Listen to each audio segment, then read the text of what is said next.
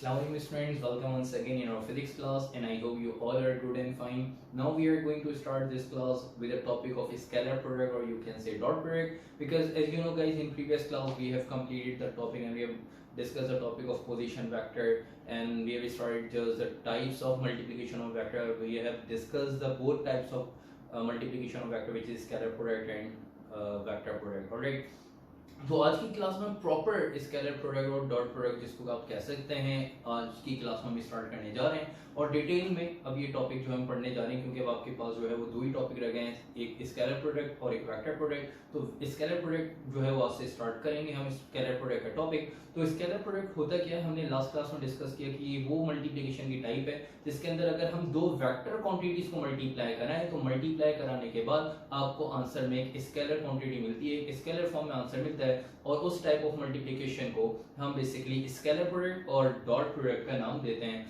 Dot product क्यों कहते हैं, क्योंकि उन दो क्वांटिटी के बिटवीन, उन दो वेक्टर क्वांटिटी के बिटवीन हम क्या करते हैं, मल्टीप्लिकेशन की जगह डॉट का साइन जो है वो हम यूज करते हैं। ऑलराइट, ताकि डिफरेंशिएशन हो जाए कि भाई अगर दो क्वांटिटीज वेक्टर क्वांटिटी मल्टीप्लाई और ये आंसर अगर स्केलर में आ रहा हो तो बीच में जो है वो डॉट लगाते हैं। अगर दो क्वांटिटीज दो वेक्टर क्वांटिटीज मल्टीप्लाई और ये आंसर और वेक्टर क्वांटिटी में ही आपको मिल रहा है, उसका रिजल्टेंट वेक्टर क्वांटिटी में ही मिल रहा है, तो उनके बिटवीन क्रॉस मतलब मल्टीप्लाई का साइन यूज करते हैं। ऑलराइट, तो ये स्केलर प्रोडक्ट और वेक्टर प्रोडक्ट का जो थोड़ा सा रेफरेंस है, तो आज की क्लास में हम स्केलर प्रोडक्ट डॉट प्रोडक्ट से स्टार्ट करते हैं। तो स्केलर प्रोडक्ट और जिसको हम डॉट प्रोडक्ट भी कह सकते हैं, इसका जो है वो इंट्रोडक्शन हमने लास्ट क्लास में देख लिया था कि भाई जब दो वेक्टर क्वांटिटीज मल्टीप्लाई हों और आंसर में मतलब रिजल्टेंट में अगर स्केलर क्वांटिटी स्केलर फॉर्म में आंसर आ रहा हो तो उस type of multiplication of vector को हम बेसिकली स्केलर प्रोडक्ट या डॉट प्रोडक्ट का नाम देते हैं। तो सबसे पहले हम बात करते हैं इसकी डेफिनेशन, तो हमने लिख ली थी, अब चलते हैं इसके फॉर्मूले की तरफ। इसका फॉर्मूला डिस्कस करते हैं, फिर उससे रिलेटेड एक जो है वो न्यूमेरिकल करेंगे, फिर यहाँ पे हम प्रॉपर्टीज ऑफ डॉट प्रोडक्ट की तरफ आएंगे। ठीक है,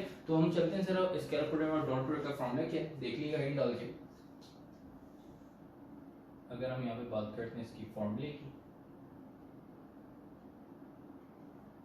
तो स्केलर प्रोडक्ट और डॉट प्रोडक्ट का जो फॉर्मूला है वो है a डॉट बी बराबर है ए बी कॉस थीटा। ठीक है बेटा, तो a डॉट बी बराबर है ए बी कॉस थीटा। ये आपने देखा, ये फॉर्मूला है किसका, स्केलर प्रोडक्ट या डॉट प्रोडक्ट, कि भाई a डॉट बी बराबर है ए बी कॉस थीटा के। ये फॉर्मूला कैसे बना, ठीक है, वैसे तो इसके लिए हम जो है वो इसकी डेरिवेशन भी आगे जाके करेंगे, जिसके अंदर लॉज ऑफ डॉट प्रोडक्ट हम डिस्कस करेंगे, कम्यूटेटिव और डिस्ट्रीब्यूटिव लॉ। ठीक है, तो वहां पे जाके जो है वो हम ये फॉर्मूला जो है वो दोबारा से ड्राइव करेंगे, लेकिन अभी क्योंकि इसे फॉर्मूला हमने पढ़ना है तो इस वजह से जो है वो यहाँ पे सिर्फ ये बता देता हूँ ये फॉर्मूला बना कैसे। ठीक है, आपके पास दो वेक्टर्स हैं, तो जो दो वेक्टर्स होते हैं मल्टीप्लाइड फॉर्म में डॉट प्रोडक्ट की फॉर्म में इस तरह से लिखे हुए होते हैं, उसमें से जो फर्स्ट वेक्टर होता है ये कहलाता है रेफरेंस वेक्टर। ठीक है बेटे, और ये जो सेकंड वेक्टर होता है ये कहलाता है कंपोनेंट वेक्टर। ठीक है, तो पहला वेक्टर क्या कहलाता है, रेफरेंस वेक्टर, दूसरा वेक्टर क्या कहलाता है बेटा, कंपोनेंट वेक्टर। ठीक है, अब चलते हैं ये फॉर्मूला किस तरह से ड्राइव हुआ तो देखिएगा। ठीक है, यहाँ पे आपने एक y एक्सिस और एक x एक्सिस ले लिया। ठीक है, और आपने जो दो वेक्टर्स हैं a और b, इसमें से a जो है वो रेफरेंस वेक्टर है, इस वजह से रेफरेंस वेक्टर को यहाँ पे x एक्सिस पे हम बना देते हैं। ठीक है, रेफरेंस वेक्टर को आपने क्या बनाया, x एक्सिस पे बना दिया, ये आपके पास आ गया रेफरेंस वेक्टर मतलब a, और ये है कंपोनेंट वेक्टर मतलब इसके आपने कंपोनेंट्स बनाने होंगे, और इस कंपोनेंट वेक्टर को बिटवीन x और y यहाँ पे आपने फॉर्म कर लिया। ठीक है, तो फर्स्ट वेक्टर रेफरेंस वेक्टर है, जो भी रेफरेंस वेक्टर होगा, जो भी यहाँ पे लिखा हुआ होगा, यहाँ पे अगर पहले b लिखा हो बाद में a, तो इसका मतलब वेक्टर b को रेफरेंस वेक्टर मतलब with respect to x axis आपने यहाँ पे फॉर्म करना है, और वेक्टर a अगर यहाँ पर होता तो a को यहाँ पे कंपोनेंट वेक्टर मतलब x और y एक्सिस के बीच में यहाँ पे बना दे, ताकि उसके जो है वो हम कंपोनेंट बना सकें। यहाँ पे आपके पास a रेफरेंस वेक्टर है तो a को x एक्सिस में यहाँ पे जो है वो फॉर्म कर दिया, और b कंपोनेंट वेक्टर है। ठीक है, तो b को x और y एक्सिस के बिटवीन यहाँ पे जो है वो रखा, यहाँ पे फॉर्म के यहाँ पे बनाया x और y एक्सिस के बिटवीन, ताकि वेक्टर b के कंपोनेंट्स बना सकें। वेक्टर b के अगर हम कंपोनेंट्स बनाएं तो with respect to x axis vector b का जो कंपोनेंट बनेगा, with respect to x axis जो कंपोनेंट बनेगा वो क्या बनेगा बेटा, bx, और with respect to y axis तो डायरेक्ट यहीं पर ही बना देते हैं।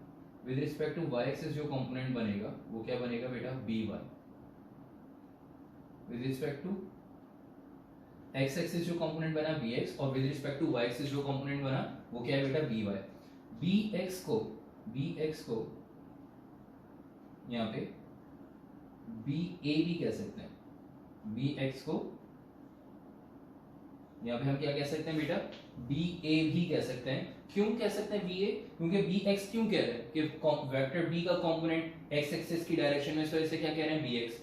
और यहाँ पे मैं बोला कि भाई, मैंने क्या बोला कि बी एक्स को बी ए भी कह सकते हैं, क्योंकि बेटा एक्स एक्सिस पे आपके पास रेफरेंस वेक्टर पहले से फॉर्म हुआ है वेक्टर ए, तो इस वजह से वेक्टर बी का वो कंपोनेंट जो कि रेफरेंस वेक्टर की डायरेक्शन में फॉर्म हुआ है, ठीक है, रेफरेंस वेक्टर क्या है ए, एक्स एक्सिस पे यहाँ पे फॉर्म हुआ है, तो वेक्टर बी का वो कंपोनेंट जो कि एक्स एक्सिस की डायरेक्शन में फॉर्म हुआ, इस वजह से उसको आपने यहाँ पे बी ए का भी नाम दे दिया, मतलब बी एक्स कहें या बी ए कहें एक ही बात है, ठीक है, क्योंकि रेफरेंस वेक्टर के अकॉर्डिंग फॉर्म हुआ, तो इस वजह से हम इसको बी ए भी कह सकते हैं।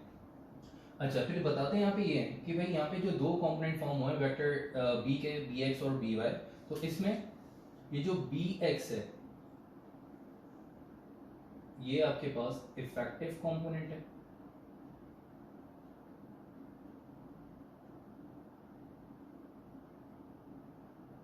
ठीक है, और बी वाई जो है वो इनइफेक्टिव कंपोनेंट है।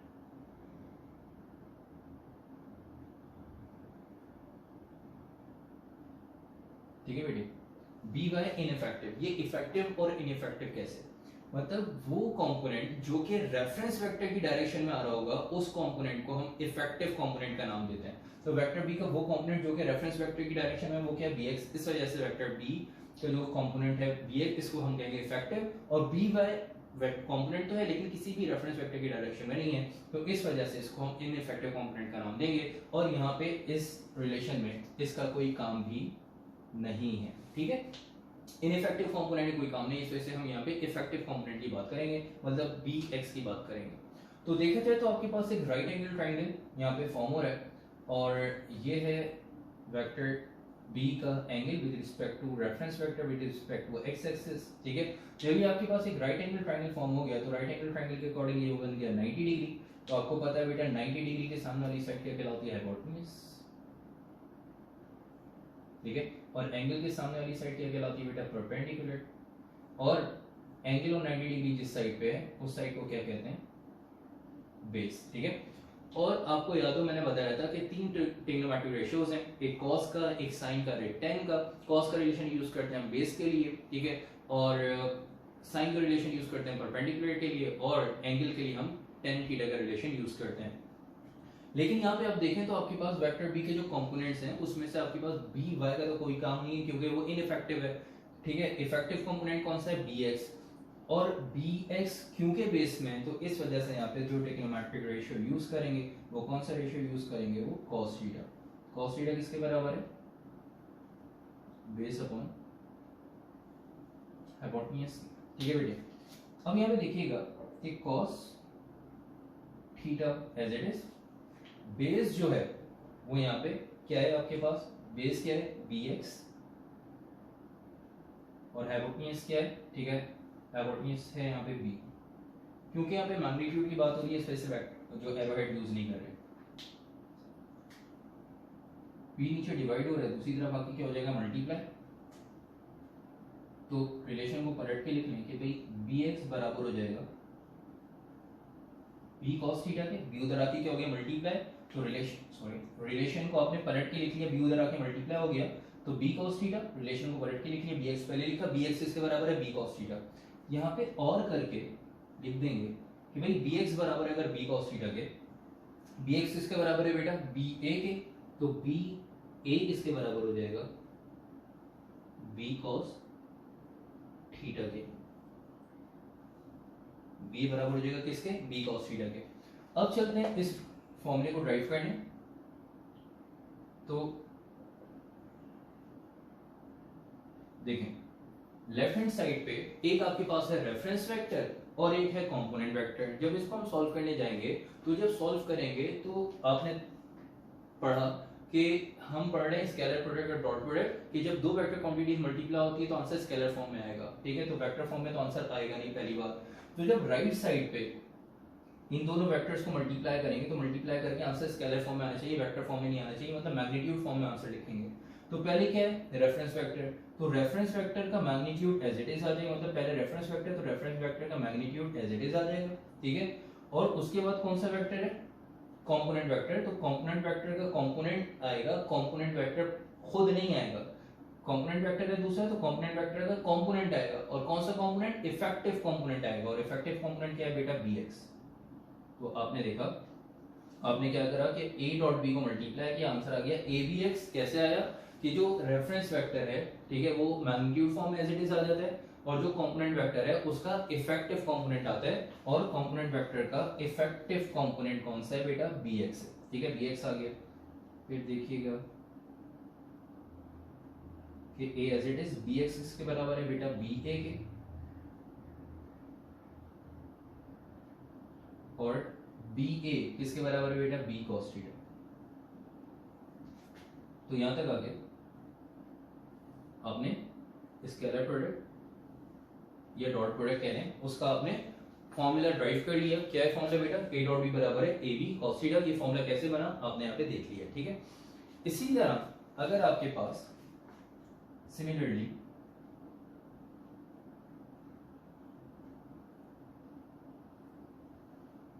जैसे a डॉट b बराबर है ab cos थीटा, बिल्कुल इसी तरह अगर आपके पास f डॉट s आ जाए, ठीक है, दो वेक्टर क्वांटिटीज हैं मल्टीप्लाई हो रही हैं, तो जब f डॉट s है ये किसके बराबर होगा बेटा, fs cos थीटा। जब a डॉट b बराबर है ab cos थीटा के, तो f डॉट s किसके बराबर हो जाएगा, fs cos थीटा। बिल्कुल इसी तरह से अगर हम f डॉट v की बात करते हैं तो ये किसके बराबर हो जाएगा, ये बराबर हो जाएगा fv cos थीटा, ठीक है। तो आपने देखा कि अगर a की बराबर है ab cos थीटा के, ठीक है, तो ये भी तो दो वेक्टर क्वांटिटीज ऐसी हैं जिनको मल्टीप्लाई करके स्केलर फॉर्म में आंसर आता है। तो f डॉट s किसके बराबर है, fs cos थीटा। ये भी दो वेक्टर क्वांटिटीज ऐसी हैं जिनको मल्टीप्लाई करके स्केलर फॉर्म में आंसर आता है, तो इस ये भी किसके बराबर हो गया बेटा, सिमिलरली fv cos थीटा के, फोर्स और वेलोसिटी, ठीक है बेटे। तो यहाँ तक आके जो है वो आपने देखा फॉर्मूला क्या है, उससे रिलेटेड आपने सिमिलर उसी जो है वो डॉट प्रोडक्ट के अकॉर्डिंग ही आपने कुछ और फॉर्मूलाज भी डिस्कस कर लिए। जैसे अगर ए बी बराबर ए बी cos थीटा के, तो f डॉट s बराबर हो जाएगा fs cos theta, f dot v बराबर हो जाएगा fv cos थीटा। तो फर्दर आगे इस टॉपिक को कंटिन्यू करने से पहले इन्हीं जो है वो फॉर्मूला से रिलेटेड आपके पास एक न्यूमेरिकल आएगा, पहले उसको हम सॉल्व कर लेते हैं, तो उसके बाद फिर हम आगे चलेंगे अपने नेक्स्ट टॉपिक की तरफ, which is properties of dot product, ठीक है बेटे। तो चलते हैं जरा न्यूमेरिकल की तरफ।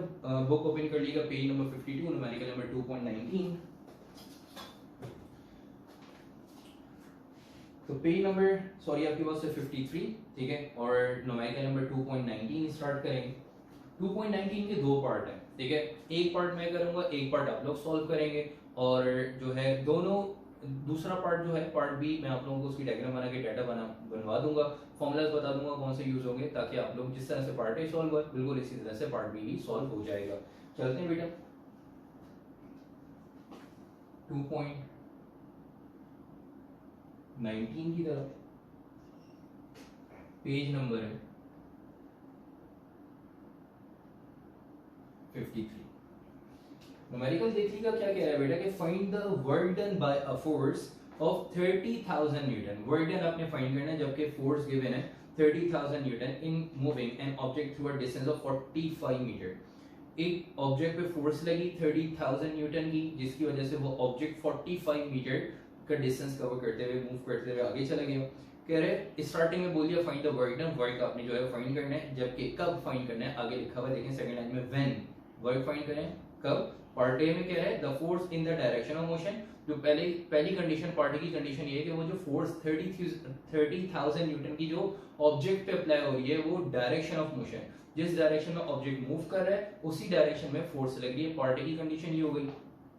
पार्ट बी में क्या कह रहा है, and part B the force makes an angle of 40 degree to the direction of motion. मतलब क्या है कि वो जो फोर्स है 30,000 न्यूटन की वो ऑब्जेक्ट पे लग रही है, ऐसे लग रही है कि विद रिस्पेक्ट टू मोशन वो ऑब्जेक्ट की जो डायरेक्शन है और फोर्स की डायरेक्शन, उनके बिटवीन जो एंगल बन रहा है, अब फोर्स की डायरेक्शन ऐसे लग रही है कि जिसकी वजह से ऑब्जेक्ट जो मूव कर रहा है 30,000 की न्यूटन की 30,000 न्यूटन की जो फोर्स लग रही है, वो डायरेक्शन ऑफ मोशन के अकॉर्डिंग जो एंगल बना रही है, एंगल कितना बेटा 40 डिग्री का।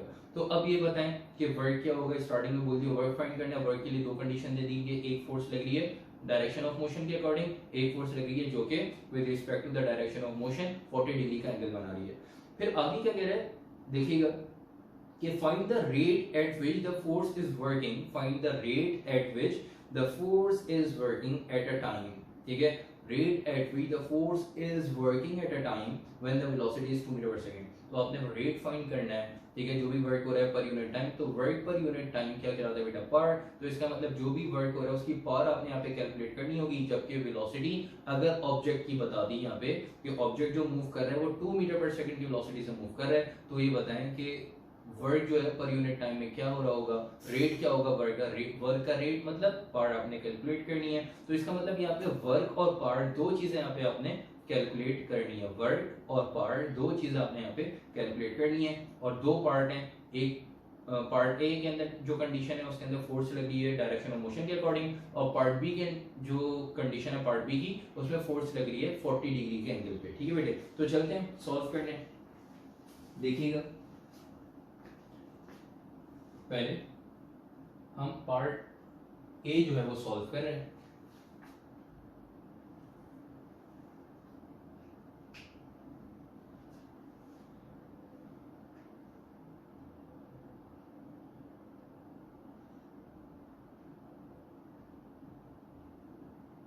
पार्ट ए की कंडीशन ये है कि एक ऑब्जेक्ट है जिसपे फोर्स लग रही है,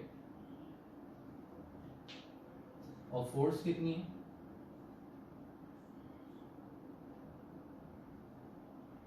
30,000 न्यूटन की फोर्स लगी है। और देखें डायरेक्शन क्या है, ठीक है, जिस डायरेक्शन में ऑब्जेक्ट मूव कर रहा है फोर्स की डायरेक्शन भी उतनी है। तो फोर्स लगी इस ऑब्जेक्ट पे जिसकी वजह से ये ऑब्जेक्ट मूव करते हुए आगे चला गया,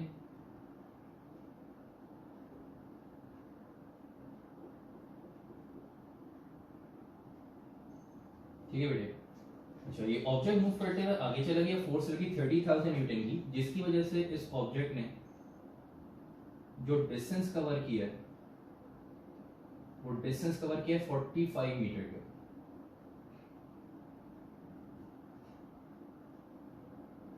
ठीक है बेटे। यहां से यहां तक का जो डिस्टेंस कवर हुआ है वो डिस्टेंस कितना कवर हुआ बेटा 45 मीटर का।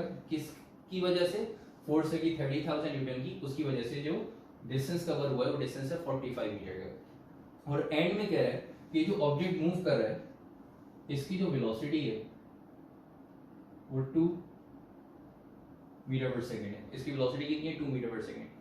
तो पार्ट ए की कंडीशन के अकॉर्डिंग ये बता रहा है कि भाई अगर फोर्स लगी है डायरेक्शन ऑफ मोशन के अकॉर्डिंग तो आपने दो चीजें फाइंड करनी है। फर्स्ट कि भाई यहाँ पे जो भी वर्क हो रहा है वो वर्क कितना है, वो वर्क आपने फाइंड करना है, और जो भी वर्क हो रहा है पर यूनिट टाइम में कितना वर्क हो रहा है मतलब पावर आपने यहाँ पे फाइंड करनी होगी। तो दो चीजें फाइंड करनी है, वर्क और पावर। चलते हैं जरा फाइंड करने। डायग्राम आपको समझ में आ गई होगी बेटा। डाटा की तरफ चलेंगे, डाटा में जो फाइंड करना है वो लिख लेते हैं, क्या फाइंड करना है। सॉरी, सबसे पहले जो गिवन होगी चीजें वो लिखेंगे। भी फोर्स आपके पास 30,000 न्यूटन,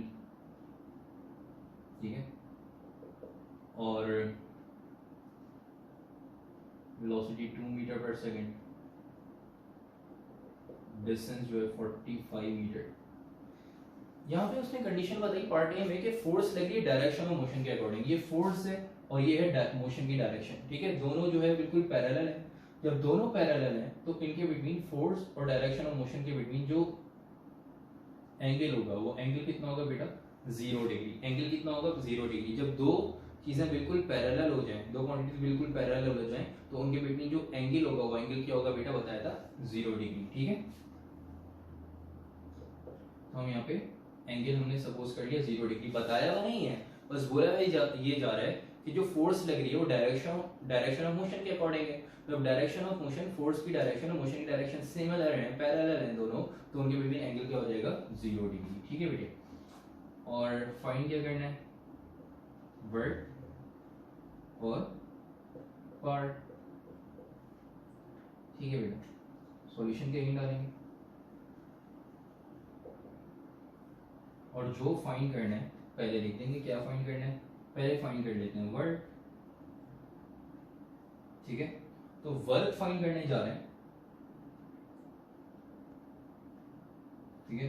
तो वर्क का फॉर्मूला कि वर्क बराबर होता है किसके बेटा, वर्क बराबर है एफ डॉट एस के, ठीक है। तो एफ डॉट एस किसके बराबर है, अभी आप लोगों ने पढ़ा कि एफ डॉट एस किसके बराबर है, एफ एस कॉस थीटा के। तो अब यहाँ पे वर्क का फॉर्मूला आ जाएगा एफ एस कॉस थीटा, ठीक है। तो एफ डॉट एस किसके बराबर है, एफ एस कॉस थीटा। तो वर्क बराबर हो गया F S cos theta. Values put करें, सॉल्व करें, आंसर आ जाएगा। देख लीजिएगा बेटा, फोर्स आपके पास 30,000 न्यूटन, डिस्टेंस आपके पास जो है वो 45 का है और कॉस 0, और cos 0 बेटे बराबर होता है किसके, 1 के। जब इनको सॉल्व करेंगे तो आपके पास आ जाएगा वर्क, इनको 30,000 को 45 और मल्टीप्लाई करते हैं cos 0 से, cos 0 की वैल्यू होती है 1, तो आपके पास जो है वो आंसर आ जाएगा। चलते हैं कैलकुलेशन की तरफ। 30,000 को मल्टीप्लाई कर देंगे 45 से, तो आंसर आ रहा है आपके पास 1.35 एक्सपोनेंट 6, 1.35 एक्सपोनेंट 6।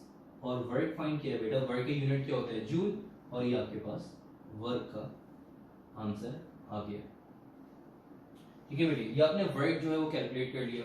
वर्क की कैलकुलेशन के बाद अब पावर की कैलकुलेशन भी कर लेते हैं। चलते हैं पावर सॉल्व करने। वर्क के बाद पावर फाइंड करनी है, तो यहाँ पे लिख देंगे फॉर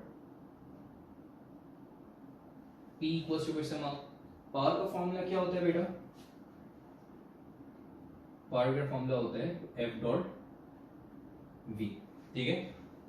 और F डॉट V पढ़ गए हैं, जिस तरह से AB बराबर है A डॉट B बराबर है AB cos theta, F dot S बराबर है FS cos थीटा, तो F डॉट V बराबर है किसके, FE cos थीटा के। तो पावर का फॉर्मूला आ गया FV cos theta, F dot V बराबर है FE cos theta. Values put कर देते हैं। आपके पास फोर्स है 30,000, वेलोसिटी है 2 और कॉस एंगल कितना है बेटा 0, थीटा कितना है 0। इनको सॉल्व कर लें तो 30,000 को 2 से मल्टीप्लाई करेंगे 60,000, ठीक है। और आंसर आपके पास आ जाएगा 30,000 को 2 से मल्टीप्लाई करेंगे 60,000, cos 0 बराबर होता है बेटा किसके, 1 के। और पावर का यूनिट क्या होता है, वॉट, ठीक है बेटे। ये आपने पार्ट जो है वो फाइंड कर ली। आपने देख लिया किस तरह से आपने पार्ट ए सॉल्व किया, ठीक है। इसके अंदर आपने वर्क और पार्ट जो है फाइंड करनी थी, वर्क किस तरह से कैलकुलेट किया, पार्ट किस तरह से फाइंड की। आप लोग को कोई कंफ्यूजन यहाँ तक नहीं हुई होगी, ठीक है बेटे। यहाँ तक सॉल्व करने के बाद पार्ट ए सॉल्व हो गया, पार्ट ए जो है वो आपको समझ में भी आ गया, आप लोगों ने सॉल्व कर लिया। अब हम चलते हैं पार्ट बी की तरफ। पार्ट बी की मैं डायग्राम बना रहा हूँ, ठीक है, डाटा बनाऊंगा, सॉल्व, यही काम करना है, वर्क और पावर कैलकुलेट करनी, यही फॉर्मूलाज यूज होंगे, बस वैल्यूज वहां पे थोड़ी सी डिफरेंट होगी। वैल्यूज भी ऑलमोस्ट सिमिलर है, बस एंगल का डिफरेंस आएगा कि एंगल वहां पे जो है वो 40 डिग्री है, ठीक है। चलते हैं जरा पार्ट बी की तरफ, ठीक है। ये डाटा, ये पार्ट ए सॉल्व किया आपने, डाटा भी पार्ट ए का बनाया था। अब चलते हैं पार्ट बी की तरफ। तो पहले बनाएंगे यहाँ पे पार्ट बी की डायग्राम।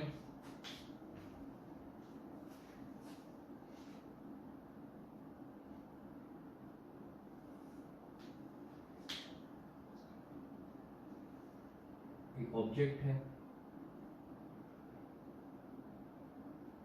इस पे फोर्स लग रही है, इस ऑब्जेक्ट पे फोर्स लग रही है 30,000 न्यूटन, ठीक है। ऑब्जेक्ट पे फोर्स लग रही है 30,000 न्यूटन की, जिसकी वजह से ये ऑब्जेक्ट मूव करते हुए आगे गया,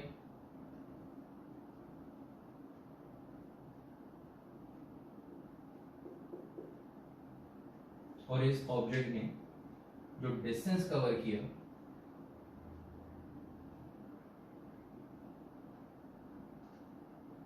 तो यहां से तक 45 मीटर का डिस्टेंस कवर किया, ठीक है। लेकिन पार्ट बी में क्या बोल रहा है कि भाई फोर्स की और जो डायरेक्शन ऑफ मोशन है, जो ऑब्जेक्ट की जो डायरेक्शन है, जिस डायरेक्शन में ऑब्जेक्ट मूव कर रहा है, उनके बिटवीन जो एंगल है, वो एंगल जो है वो कितना बन रहा है यहाँ पे। अब इनके बिटवीन जो एंगल है वो एंगल यहाँ पे बन रहा है बेटा 40 डिग्री। तो ऑब्जेक्ट के बिटवीन, ऑब्जेक्ट की जो डायरेक्शन है मूवमेंट की, उसके बिटवीन और फोर्स के बिटवीन जो एंगल फॉर्म हो रहा है वो एंगल है बेटा 40 डिग्री, ठीक है। और जिस स्पीड से ऑब्जेक्ट मूव कर रहा है वो स्पीड जो है वो क्या है, वो वेलोसिटी 2 मीटर पर सेकंड। फिर आपने क्या करना है, वही काम करना है कि अब बताएं वर्क क्या होगा और पावर क्या है। तो दोनों की डायग्राम आपके सामने, दोनों में डिफरेंस ये है कि यहाँ पे जो फोर्स लग रही थी ऑब्जेक्ट पे, वो ऑब्जेक्ट की जो मोशन की डायरेक्शन है उसी की डायरेक्शन में फोर्स लग रही थी। यहाँ पे फोर्स की डायरेक्शन और मोशन की जो डायरेक्शन में एंगल आ गया 40 डिग्री। अब अगर फोर्स की डायरेक्शन और मोशन की डायरेक्शन में एंगल 40 डिग्री है, तो अब यहाँ पे वर्क और पावर क्या होगी वो आपने यहाँ पे कैलकुलेट करके बतानी है, ठीक है। चलते हैं डाटा की तरफ, डाटा में बनवा देता हूँ, बाकी कैलकुलेशन आप लोग करेंगे। पार्ट बी का डाटा देख लीजिएगा।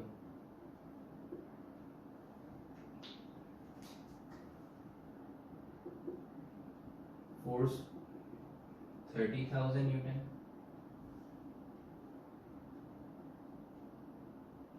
ठीक है बेटे। उसके बाद स्पीड या वेलोसिटी आपके पास 2 मीटर पर सेकंड है। डिस्टेंस वही 45 मीटर का कवर हो रहा है, ठीक है। एंगल अब 40 डिग्री है। वर्क और पावर आपने कैलकुलेट करके बतानी है, ठीक है बेटे। वर्क और पावर कैलकुलेट करके बताना है, बिल्कुल इसी तरह से वर्क कैलकुलेट करेंगे, यही फॉर्मूला यूज होगा। फोर्स 30,000, ठीक है। डिस्प्लेसमेंट क्या है 45, और कॉस यहाँ पे 0 था, यहाँ पे क्या आ जाएगा बेटा 40, वर्क आ जाएगा। यहाँ पे सेम वैल्यूज, बस कॉस 0 की जगह यहाँ पे क्या आ जाएगा बेटा, पार्ट बी में cos 0 की जगह cos 40 सॉल्व करेंगे, आंसर आ जाएगा, ठीक है बेटे। तो पार्ट बी की कैलकुलेशन आपने करनी है। तो यहाँ तक आके इसका जो पार्ट ए और बी सॉल्व हो गया, मतलब यहाँ तक आके हमने न्यूमेरिकल 2.19 सॉल्व कर लिया, प्रॉब्लम 2.19 हमने सॉल्व कर ली। चलते हैं नेक्स्ट टॉपिक की तरफ, और नेक्स्ट टॉपिक आपके पास है प्रॉपर्टीज ऑफ डॉट प्रोडक्ट। तो हेड डाल दिएगा प्रॉपर्टीज ऑफ डॉट प्रोडक्ट की, ठीक है बेटे।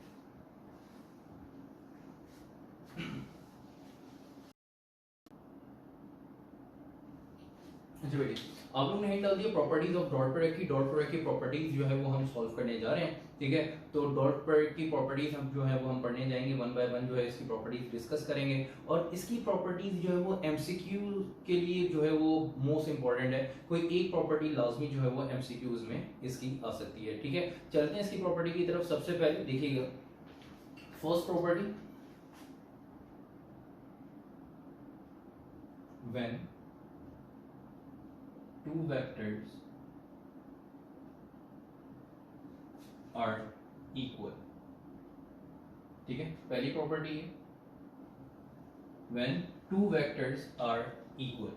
अगर कोई भी दो वेक्टर्स इक्वल होंगे, ठीक है, तो उनका डॉट प्रोडक्ट क्या होगा। चलते हैं उसकी कैलकुलेशन की तरफ। दो वेक्टर्स इक्वल मतलब आप देख सकते हैं कि जैसे फॉर एग्जांपल वेक्टर ए है, ठीक है, और दूसरा वेक्टर b है। Equal vector is a type of vector in which the magnitude and direction are same, ठीक है। तो वो तमाम vectors, all of those vector having same magnitude and direction, तो वो तमाम वेक्टर जिनका मैग्नीट्यूड भी सेम हो, डायरेक्शन भी सेम हो, तो उन वेक्टर्स को हम बेसिकली इक्वल वेक्टर कहते हैं। देखते हैं इनका मैग्नीट्यूड भी सेम है, डायरेक्शन भी राइटवर्ड है, तो ये दोनों इक्वल वेक्टर्स हैं, ठीक है। इनके बिटवीन अगर हम बात करते हैं कि इनके बिटवीन एंगल क्या है, तो बेटा इनके बिटवीन एंगल जो है वो आप देख सकते हैं दोनों पैरेलल हैं, ठीक है। तो इक्वल वेक्टर्स हैं, दोनों पैरेलल हैं, ठीक है। तो इस वजह से इनके बिटवीन एंगल क्या होगा बेटा 0 डिग्री, ठीक है। अच्छा, दोनों इक्वल है तो इसका मतलब वेक्टर ए और वेक्टर बी दोनों सिमिलर है, ठीक है, बराबर है। और cos 0 याद रखिएगा किसके बराबर होता है बेटा, 1 के बराबर होता है, ठीक है। तो चलते हैं जरा इनका डॉट प्रोडक्ट। अगर कोई भी दो वेक्टर्स इक्वल हो तो उनका डॉट प्रोडक्ट क्या होगा, ये एमसीक्यू में आ सकता है। तो इसकी कैलकुलेशन हम करते हैं, ठीक है, किस तरह से जो है हम इसकी कैलकुलेशन, इसका डॉट प्रोडक्ट कैसे कैलकुलेट करेंगे। तो सबसे पहले हम यहाँ पे डॉट प्रोडक्ट का फॉर्मूला यूज कर ले रहे हैं कि भाई ए डॉट बी बराबर है ए बी कॉस थीटा के। तो आप देख सकते हैं बेटा कि वेक्टर ए और वेक्टर बी दोनों जब इक्वल हैं तो ए और बी लिखने की जरूरत ही नहीं है, ठीक है। यहाँ पे हम लिख लेंगे कि वेक्टर ए की जगह तो वेक्टर ए लिखेंगे और वेक्टर बी को भी, जब दोनों बराबर ही हैं तो ए और बी लिखने की क्या जरूरत है। तो आपने यहाँ पे क्या ले लिया कि वेक्टर ए डॉट ए, कि ए और बी जब बराबर है एक दूसरे के तो बजाय ए बी लिखने के जब दोनों बराबर हैं तो ए को भी बी के बराबर यहाँ पे आप एज्यूम कर सकते हैं, जब दोनों बराबर हैं तो बी को भी आपने ए के बराबर एज्यूम कर लिया। तो ए डॉट बी बराबर था ए बी कॉस थीटा के, तो ए डॉट ए किसके बराबर हो जाएगा, ए into A cos zero, angle क्या है बेटा इनके बिटवीन जीरो, तो ए डॉट ए बराबर हो जाएगा ए इंटू ए को जब ए से मल्टीप्लाई करेंगे आंसर आ जाएगा ए स्क्वायर, और कॉस जीरो बराबर होता है बेटा 1 के, तो ए डॉट ए बराबर हो जाएगा ए स्क्वायर। तो आपने देखा कि अगर कोई भी दो वेक्टर्स इक्वल होंगे तो उनका डॉट प्रोडक्ट जो है वो उनके स्क्वायर के बराबर होगा, उनके मैग्नीट्यूड के स्क्वायर के बराबर होगा। तो मतलब क्या है कि अगर कोई भी दो वेक्टर आपके पास इक्वल होंगे तो उनका डॉट प्रोडक्ट जो है वो एमसीक्यू में आ सकता है, जो है वो उनका जो डॉट प्रोडक्ट है किसके बराबर होगा, किसी भी एक के स्क्वायर के बराबर होगा, ठीक है, उनके मैग्नीट्यूड के स्क्वायर के बराबर होगा। तो एमसीक्यू में आपके पास ऑप्शन होंगे, अगर आपके पास आ जाता है कि भाई A dot A equals to dash, तो A into A cos theta, A B cos theta, A, ठीक है, या ए स्क्वायर, तो आपने ए स्क्वायर पे जो है वो टिक करना होगा। तो 4 ऑप्शन में से एक ऑप्शन ए स्क्वायर जो है करेक्ट ऑप्शन होगा, उस पर आपने जो है वो टिक कर देंगे, या वो ऑप्शन आप लिख देंगे एमसीक्यू में। तो ये आपके पास होगी फर्स्ट प्रॉपर्टी। चलते हैं सेकंड प्रॉपर्टी की तरफ, और सेकंड प्रॉपर्टी है when two vectors are parallel, ठीक है। Property number 2, when two vectors are parallel, अगर कोई भी दो वेक्टर्स पैरेलल होंगे, ठीक है, तो उनका डॉट प्रोडक्ट क्या होगा। तो अगर कोई दो वेक्टर्स पैरेलल हैं, तो सपोज करते हैं कि वेक्टर ए है और एक वेक्टर बी है। पैरेलल वेक्टर की बात हो रही है, इक्वल वेक्टर की बात नहीं हो रही। तो जब पैरेलल वेक्टर की बात हो रही है, इक्वल वेक्टर में भी वेक्टर्स पैरेलल थे, वेक्टर इक्वल है तो वो वेक्टर ऑटोमेटिकली मैग्नीट्यूड भी सेम होगा, पैरेलल भी होंगे। लेकिन जब पैरेलल वेक्टर की बात होगी तो पैरेलल वेक्टर में जरूरी नहीं कि वेक्टर इक्वल्स हों, ठीक है, वेक्टर इक्वल नहीं भी हो सकते। अब पैरेलल वेक्टर के भाई दो वेक्टर पैरेलल हैं, ठीक है, दो वेक्टर, वेक्टर ए और वेक्टर बी, तो आपने देख लिया कि वेक्टर ए का मैग्नीट्यूड कम है, वेक्टर बी का मैग्नीट्यूड ज्यादा, वेक्टर ए का मैग्नीट्यूड ज्यादा हो सकता है, वेक्टर बी का मैग्नीट्यूड कम, मतलब मैग्नीट्यूड डिफरेंट हों, ठीक है, लेकिन वेक्टर्स अगर पैरेलल हों तो उनका डॉट प्रोडक्ट क्या होगा। तो उनकी प्रॉपर्टी के अकॉर्डिंग, कंडीशन के अकॉर्डिंग यहाँ पे देखेंगे इन दो वेक्टर्स के बीच जो एंगल होगा वो एंगल क्या होगा बेटा 0, ठीक है, और यहाँ पे एंगल 0 है, और आपको पता होगा कि भाई cos 0 पता होना चाहिए कि cos 0 किसके बराबर है, 1 के बराबर है, ठीक है। तो यहाँ पे अगर कोई दो वेक्टर्स पैरेलल हैं तो उनका डॉट प्रोडक्ट कैलकुलेट करें, तो कैसे कैलकुलेट करेंगे, फॉर्मूला यूज करेंगे डॉट प्रोडक्ट का, कि भाई a डॉट b बराबर होता है a b cos थीटा के। तो a डॉट b बराबर हो जाएगा a b as it is, क्योंकि दो वेक्टर्स है a b, तो a डॉट b बराबर हो जाएगा a b cos 0, ठीक है, और cos 0 बराबर होता है बेटा 1 के, a b इंटू 1, और a b को 1 से मल्टीप्लाई करने a b, मतलब a डॉट b बराबर हो जाएगा a b। अगर कोई भी दो वेक्टर्स पैरेलल होंगे, ठीक है बेटा, तो आंसर आपको मिल गया। अगर कोई भी दो वेक्टर्स पैरेलल होंगे तो उनके मैग्नीट्यूड के बराबर, उनके मैग्नीट्यूड के प्रोडक्ट के बराबर जो है वो उनका डॉट प्रोडक्ट होगा। उनका डॉट प्रोडक्ट उनके मैग्नीट्यूड के प्रोडक्ट के बराबर होगा, कि भाई दोनों का जो मैग्नीट्यूड है उनको भी मल्टीप्लाई कर दें तो उनका डॉट प्रोडक्ट आपके पास आ जाएगा। तो ये एमसीक्यू के लिए ये बात आपने याद रखनी है कि ए डॉट बी, ठीक है, अगर दो वेक्टर्स पैरेलल हैं तो किसके बराबर है, ए बी के बराबर होगा, ठीक है। चलते हैं बेटा थर्ड प्रॉपर्टी की तरफ, property number 3, when two vectors are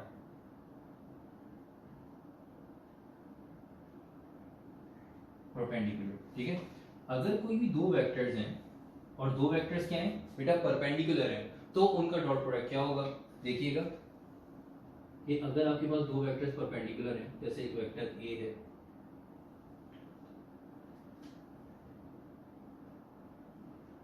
और एक वेक्टर बी है,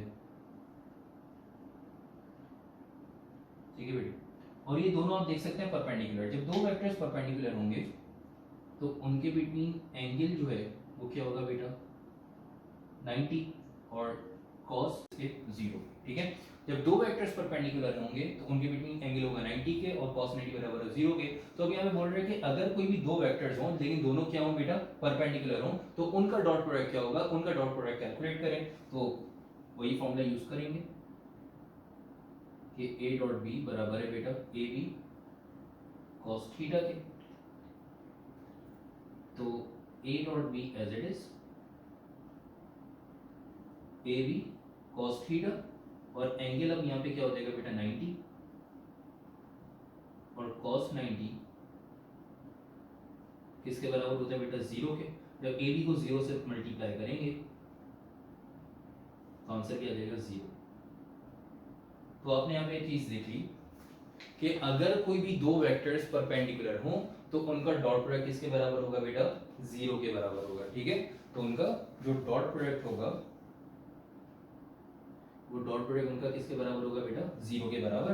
आपने यहाँ पे चीज देख ली, ठीक है। तो एमसीक्यू में याद रखिएगा कि अगर आपके पास एमसीक्यू आ जाए कि the dot product between A if two vectors are perpendicular then their dot product is या then their result of dot product is, तो आपने किस पे ऑप्शन पे कौन सा ऑप्शन पे टिक करना होगा 0 पे, ठीक है।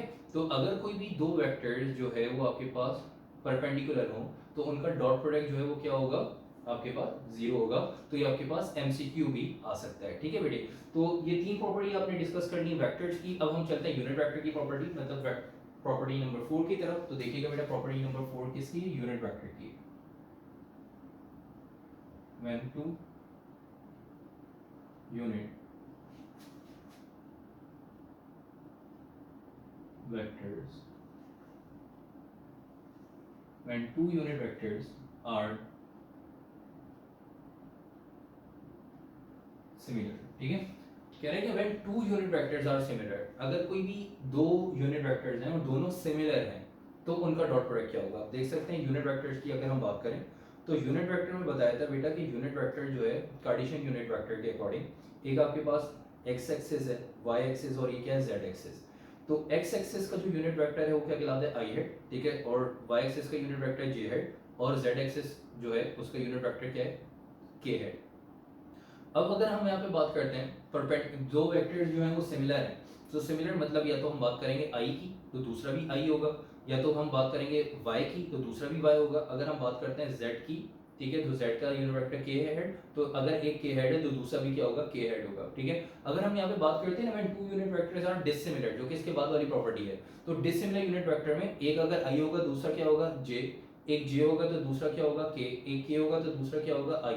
तो आप देख सकते हैं इन तीनों यूनिट वेक्टर में अगर डिसिमिलर है तो i और j के बिटवीन जो एंगल है वो 90 डिग्री, ठीक है। इसी तरह J और K के बिटवीन जो एंगल है दोनों परपेंडिकुलर है 90 डिग्री, ठीक है। और इसी तरह अगर हम यहाँ पे I और बात करते हैं किसकी, I और K की बात करते हैं तो इनके बिटवीन भी जो एंगल है, क्योंकि ये भी क्या है आपके पास परपेंडिकुलर, तो इनके बिटवीन जो एंगल होगा ये भी क्या होगा 90 डिग्री। तो अब यहाँ पे हम बात कर रहे हैं पहले सिमिलर वेक्टर की, सिमिलर यूनिट वेक्टर। तो आप देख सकते हैं सिमिलर यूनिट वेक्टर में एक वेक्टर आपने लिया I हेड, जब एक I हेड लिया तो दूसरा भी आपके पास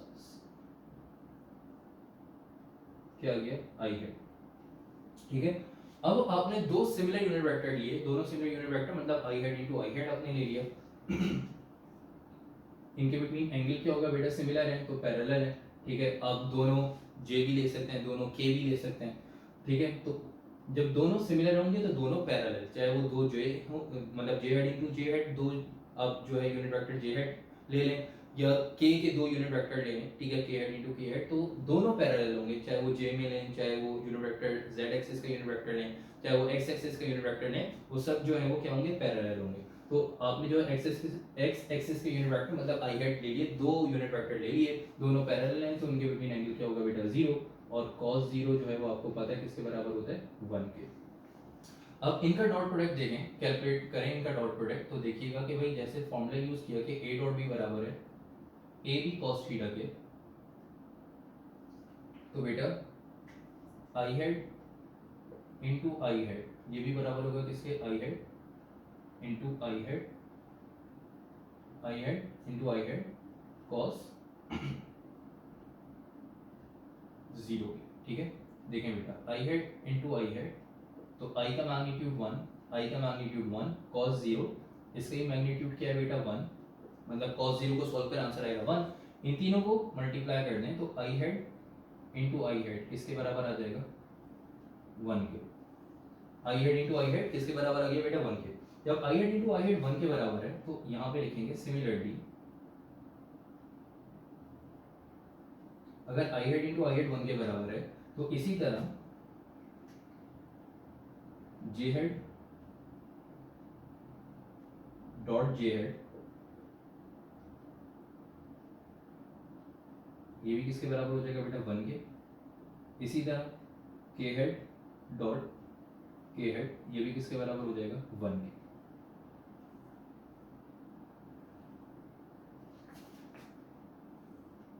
तो आपको ये यहां से इस प्रॉपर्टी से ये आपको पता लग गया कि सिमिलर यूनिट वेक्टर का जो डॉट प्रोडक्ट है वो बराबर है 1 के, चाहे वो आई से आप कैलकुलेट करें या यूनिट वेक्टर जे से कैलकुलेट करें या के से कैलकुलेट करें। तो सिमिलर यूनिट वेक्टर का जो डॉट प्रोडक्ट होगा वो किसके बराबर आप देख सकते हैं 1 के। जब क्योंकि आई हेड इंटू आई हेड अगर 1 के बराबर है तो जे हेड इंटू जे हेड, के इंटू के हेड ये भी क्या हो जाएंगे 1 के बराबर, ठीक है। चलते हैं फोर्थ प्रॉपर्टी के बाद फिफ्थ प्रॉपर्टी की तरफ। और फिफ्थ जो प्रॉपर्टी है वो आपके पास क्या देखिएगा कि when two unit vectors are dissimilar,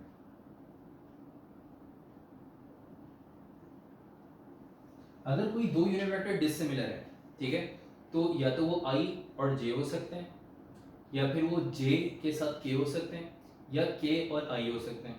तो मैंने अभी आपको थोड़ी देर पहले बताया बेटे कि आई और जे हो या जे और के हो या के और आई हो, ठीक है, तो उनके बिटवीन जो एंगल होगा बेटा वो एंगल क्या होगा 90 डिग्री।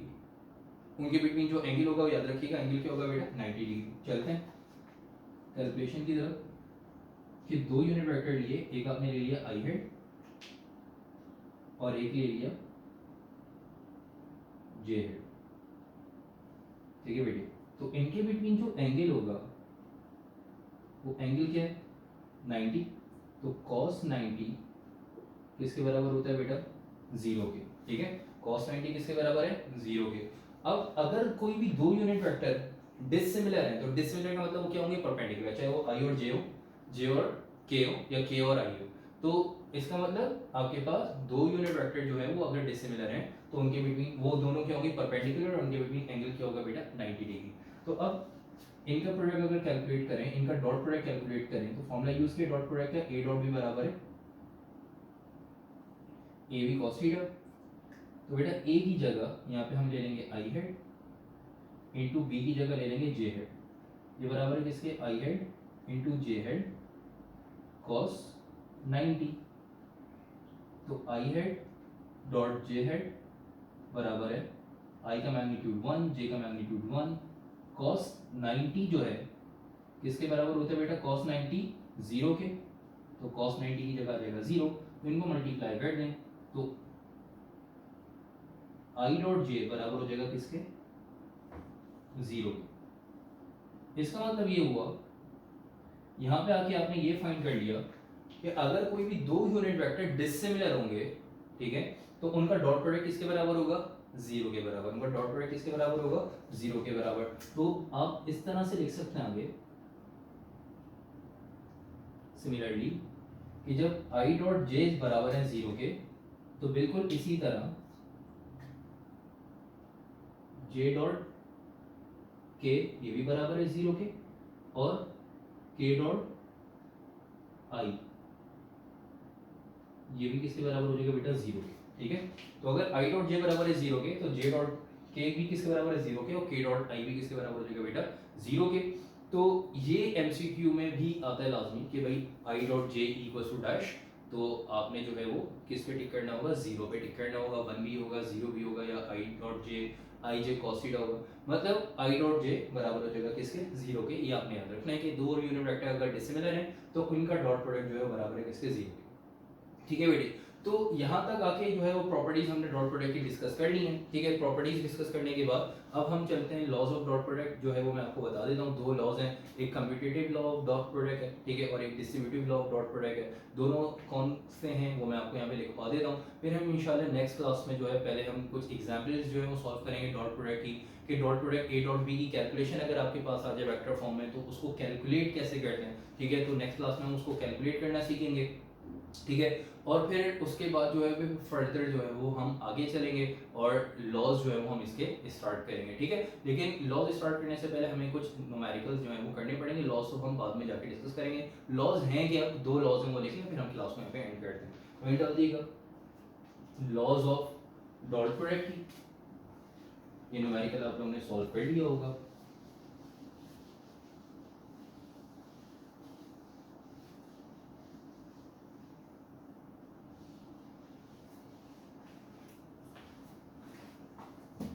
अच्छा बेटा वहीं डाल दिएगा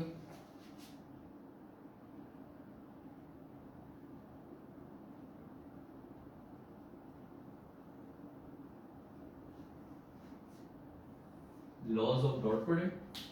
डॉट प्रोडक्ट के दो लॉज हैं, ठीक है। एक आपके पास कम्यूटेटिव लॉ है,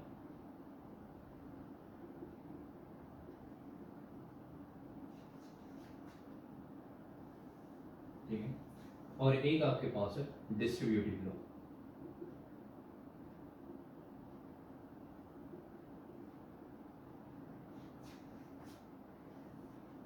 commutative law of dot product क्या है देखिएगा।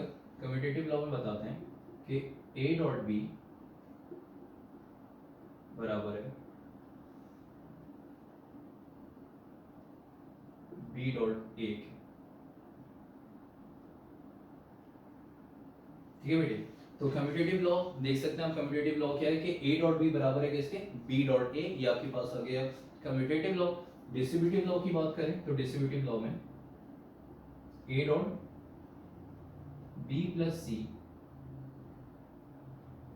ये बराबर होता है A dot B plus A dot C,